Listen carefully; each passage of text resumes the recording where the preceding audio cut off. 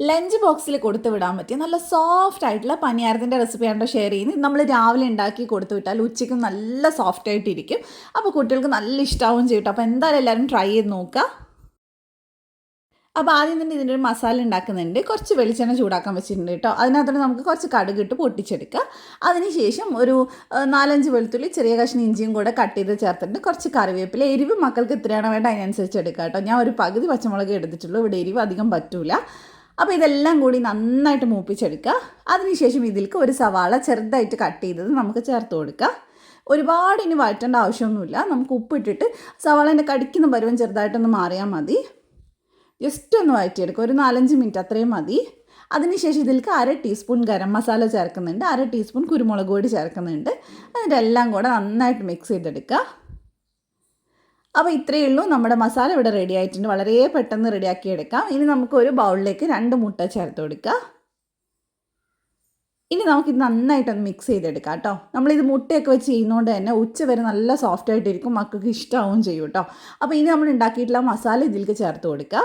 നിങ്ങൾക്ക് കൂടെ വേണമെങ്കിൽ ക്യാരറ്റ്, ബീട്രൂട്ടൊക്കെ ചേർത്ത് കൊടുക്കാം കേട്ടോ. ഇത് കുറച്ച് സിമ്പിളായിട്ട് ചെയ്തതേ ഉള്ളൂ. അപ്പോൾ നല്ലപോലെ മിക്സ് ചെയ്തെടുത്തതിന് ശേഷം ഇതിലേക്ക് നമുക്ക് ഇഡ്ഡലിൻ്റെ ബാറ്ററാണ് ഒഴിച്ചു കൊടുക്കാനുള്ളത്.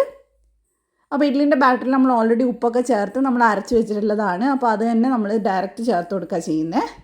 ഒരു 4-5 തവി, വലിയ തവി ഒഴിച്ചു കൊടുത്തിട്ടുണ്ട്. എല്ലാം കൂടെ നന്നായിട്ട് മിക്സ് ചെയ്തെടുക്കുക. അഥവാ നിങ്ങളുടേത് ഇഡ്ഡലിൻ്റെ ബാറ്റർ കുറച്ച് ലൂസാണെങ്കിൽ ഇത് ചെയ്ത് വരുമ്പോൾ ലൂസായിട്ട് ഉണ്ടാവുക. അപ്പോൾ ആ സമയത്ത് 2-3 ടേബിൾ സ്പൂൺ റവ ചേർത്ത് കൊടുത്താൽ മതി. അല്ലാതെ അരിപ്പൊടിയും ചേർക്കരുത്, ഹാർഡായി പോകും കേട്ടോ. നന്നായിട്ട് നമുക്കിനി മിക്സ് ചെയ്തെടുക്കാം. ഞാൻ ഏകദേശം 2 ടീസ്പൂൺ അത്രേ എടുത്തിട്ടുള്ളൂ റവ. അപ്പോൾ നമ്മുടെ കൺസിസ്റ്റൻസി കറക്റ്റ് ആയിട്ടുണ്ട്. ഒരുപാട് കട്ടിയാവാൻ പാടില്ല, ഒരുപാട് ലൂസ് ആവാനും പാടില്ല. അപ്പോൾ ഇനി നമുക്ക് പനിയാരത്തിൻ്റെ ചട്ടിയിലേക്ക് കുറച്ച് വെളിച്ചെണ്ണയോ നെയ്യോ എന്താ വേണ്ടതെന്ന് വെച്ചാൽ അത് ചേർത്ത് കൊടുക്കുക. അത് നന്നായിട്ട് ചൂടായി വരുമ്പോൾ 1/4 ഭാഗത്തോളം നമുക്ക് മാവ് ഒഴിച്ച് കൊടുക്കുക. ഇത് മുട്ടയൊക്കെ ചേർത്തുകൊണ്ട് കുറച്ച് പൊങ്ങി വരും. ഇനി നമുക്ക് ഫ്ലെയിം ഒന്ന് കുറച്ച് വെച്ചിട്ട് ഇതിനെ അടച്ച് വെച്ചിട്ട് ഒരു 4-5 മിനിറ്റ് വേവിച്ചെടുക്കുക. അപ്പോഴേക്കും നടുഭാഗത്തുള്ളതൊക്കെ റെഡി ആയിട്ടുണ്ടാവും കേട്ടോ. അപ്പോൾ നമുക്ക് റെഡിയായത് മറിച്ചിട്ട് കൊടുക്കുക. അപ്പോൾ ഞാൻ നടുഭാഗത്തുള്ളത് വേഗം ഒന്ന് മറിച്ചിട്ട് കൊടുക്കുന്നുണ്ട്. അപ്പോൾ ഇതേപോലെ തന്നെ ഞാൻ എല്ലാം മറിച്ചിട്ട് എടുത്തിട്ടുണ്ട് കേട്ടോ. ഇനി ഒരുപാട് നേരം വെക്കേണ്ട ആവശ്യമില്ല, 1-2 മിനിറ്റ് കൊണ്ട് തന്നെ നന്നായിട്ട് മൊരിഞ്ഞ് വരും. അപ്പോൾ നമുക്കിനി ഇതെടുത്ത് മാറ്റാം. ഇത്രയേ ഉള്ളൂ, വളരെ സിമ്പിളായിട്ട് ചെയ്യാൻ പറ്റിയതാണ്.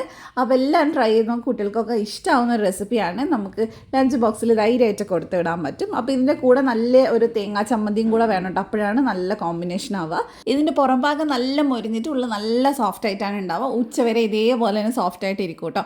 അതുകൊണ്ട് തന്നെ കുട്ടികൾക്ക് കഴിക്കാനും നല്ല സുഖമായിരിക്കും. അപ്പോൾ എന്തായാലും ട്രൈ ചെയ്ത് നോക്കുക, ഫീഡ്ബാക്ക് അറിയിക്കുക. റെസിപ്പി ഇഷ്ടമായിട്ടുണ്ടെങ്കിൽ ഇതുപോലത്തെ കിഡിലും ലഞ്ച് ബോക്സ് റെസിപ്പീസ് നമ്മൾ ഷെയർ ചെയ്യും ഇനിയും. അപ്പോൾ ഫോളോ ചെയ്യാൻ മറക്കല്ലേ. Thank you.